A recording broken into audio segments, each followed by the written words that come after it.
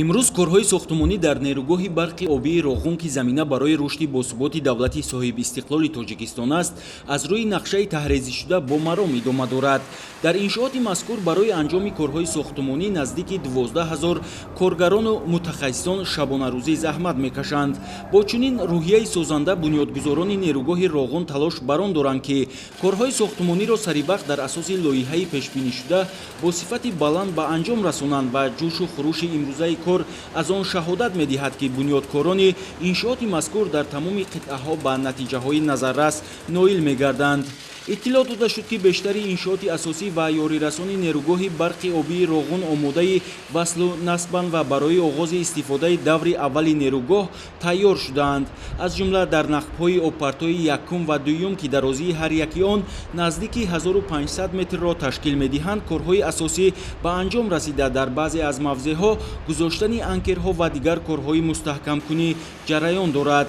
ба таъкиди мутахассисони соҳа сатҳу сифати корҳои сохтмонӣ ҷавобгӯи талабот буда, коргарони ин иншооти гидроэнергетикӣ бо дарки баланди масъулият вазифаи бардӯштдоштаи худро дар сатҳи олӣ ба сомон мерасонанд. натиҷаи кори заҳматкашони сохтмони нерӯгоҳи барқи обии Роғун ҳамарӯза аз ҷониби мутахассисони соҳа мавриди санҷиш қарор мегирад. мутахассисони соҳа мегӯянд ҳамаи корҳои сохтмонӣ ба талаботи рӯз ва меъёрҳои пешбинишудаи байналмилалӣ ҷавобгӯ буда дар сатҳи олӣ иҷро мешаванд.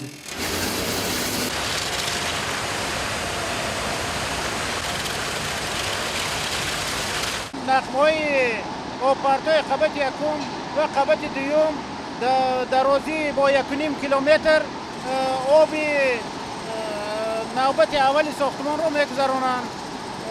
мо ҳозир дар минтақаи истодем ки инҷо пайвастшавии коллекторои агрегатҳои чоруму шашум ва коллекторои агрегати сеюму якум пайваст мешавад. сифати корҳои иҷрошуда бисёр ҳам хуб аст. пас аз ба истифода додани нерӯгоҳи барқии обии Роғун иқтисодиёти Тоҷикистон бисёр ҳам хуб мешавад, ҳаёти мардум ба пеш меравад. Очень трудолюбивый народ в Таджикистане и с энтузиазмом и большим патриотизмом относится к строительству этой станции. Вот сейчас мы с вами находимся на объекте строительный тоннель второго яруса. Мы устанавливаем высокопрочные анкера немецкой фирмы «Дивидак». ما برای رسیدن به زندگی شایسته راغون را بنیاد میکنیم.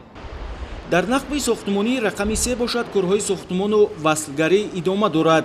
дарозии ин нақб ки дар оянда ҳамчун обпарто истифода хоҳад шуд 1794 метр буда ғунҷоишаш дар як сония 3000 метри кубӣ арзёбӣ мегардад.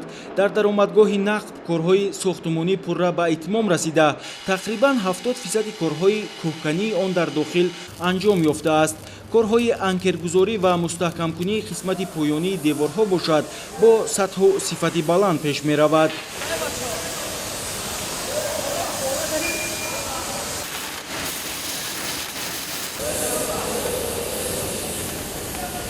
айни ҳол мо дар нақби сохтмонии қабати сеюм қарор дорем.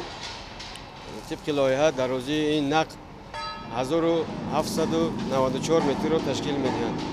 андозаи нақб бошад, яъне чӣ хеле ки мебинед даврашакл мебошад. қутри ин нақб 15 метрро дар бар мегирад. хоб вазифаи ин нақб аз он иборат аст ки нақби обпарто аст. ҳоло корҳо дар ин нақб идома доранд. корҳо асосан корҳои нақбканӣ, яъне кӯҳканӣ, анкергузорӣ, мустаҳкам намудани кӯҳ, корҳои арматурбандӣ, корҳои бетонхобонӣ рафта истодааст. нодир будани нерӯгоҳ дар он аст ки нерӯгоҳи Роғун дар он аст ки аксари иншоотҳояш дар зери замин аст, яъне дар синаи кӯҳ қарор дорад. ба ин хотир барои фарз кардем ки коркард, яъне сохтмони ҳамин нақб ба мо зарур меояд ки аксар дар туннелҳои дастрасӣ, нақбҳои дастрасӣ канем ки то ин ки ба нуқтаи зарурӣ дохил шуда дар он ҷо корҳои сохтмониро мувофиқи ҷадвали сохтмонӣ, яъне ки тасдиқ шуда ба роҳ монем. корҳои сохтмонӣ тибқи ҷадвали замонбандии сохтмон рафта истодааст. хоб шароитҳои коргаро бениҳоят хуб аст. масъулият бениҳоят баланд аст. Ҳар як коре ки иҷро мешавад, фарз кардем, аз диди назари муҳандисон гузаронда мешавад, қабул мешавад, чӣ ба талаботи лоиҳа бошад, чӣ ба талаботи меъёрҳои сохтмонӣ бошад. тамоми технологияи навтарине ки дар соҳаи сохтмони иншоотии гидротехникӣ вуҷуд дорад, мо тибқи талаботи ҳамон аз кориҷрокунандаҳо талаб мекунем, яъне ки тамоми корҳо ба сифати баланд иҷро мешавад, яъне масъулият бениҳоят баланд аст.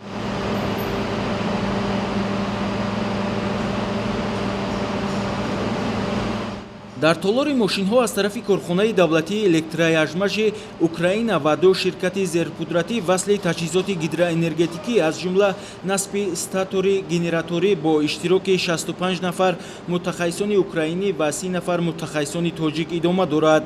То имрӯз аз тарафи корхонаҳои васлгар қисмати статори генератор ки иборат аз 6 қисм мебошад пурра васл карда шуда, боқимонда корҳо бо сифати баланд анҷом дода мешавад. Я представитель фирмы «Днепросгэм». Меня зовут Виктор. Наша фирма работает во всем мире на сборке, монтаже подобных гидроагрегатов. В данном проекте мы выполняем сборку генератора, в частности статор необмотанный, который сейчас стоит на монтажной площадке. Его мы после сборки статора перевозим на временную монтажную площадку и продолжаем сборку, укладку, обмотки статора. После чего статор будет установлен в кратер агрегата после того, как будет смонтирована турбина. Также собираем ротор. Ротор собираем, тоже готовим полностью. Выполняется сборка, шихтовка железа. И в дальнейшем монтируем также на агрегат.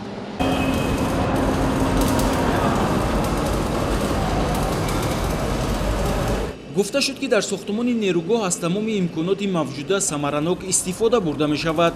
Аз ҷумла барои анҷоми корҳои сохтмонӣ муҳандисон аз технологияи ҷадид истифода мебаранд.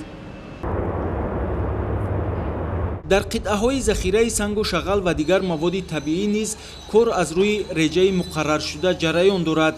то имрӯз дар қитъаҳои алоҳидаи мавзеи сохтмони нерӯгоҳи барқи обии Роғун аз ҷумла кони рақами 15 бо истифода аз техникаву механизми муосир сангу шағал ва дигар маводи табиӣ захира карда шудааст.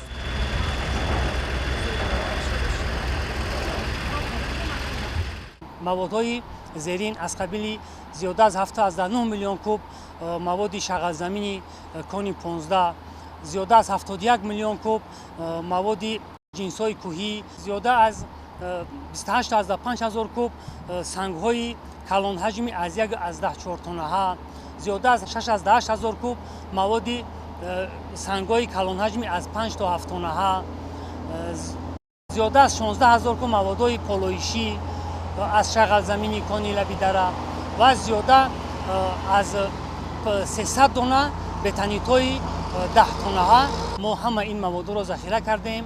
ҳар як қолаб ва ашёи сохтмонӣ барои ин иншооти тақдирсоз аҳамияти хос дорад.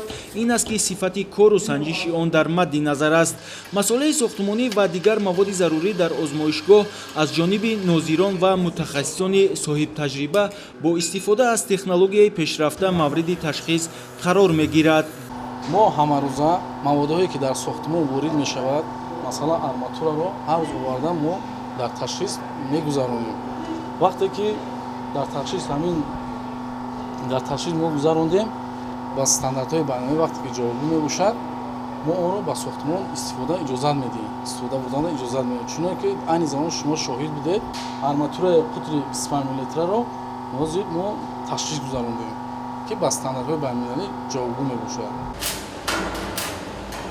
бо ҳамин тартиб маҷмӯи умумии корҳои сохтмонӣ дар ҳама қитъаҳои ин иншооти муҳим аз рӯи реҷа иҷро гардида ҳамарӯза ба қайд гирифта мешаванд.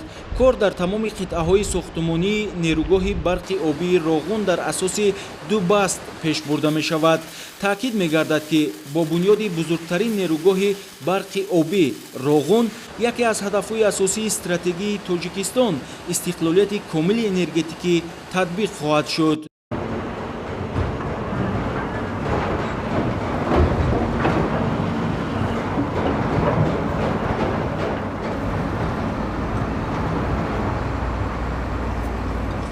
лоиҳаи сохтумони нерӯгоҳи барқи обии Роғун имрӯз калонтарин иншооти бахши гидроэнергетикӣ дар сатҳи ҷаҳон арзёбӣ мегардад ва дар оянда бо ба кор даромадани агрегатҳо иқтидори комили он ба 3600 мегаватт баробар хоҳад шуд.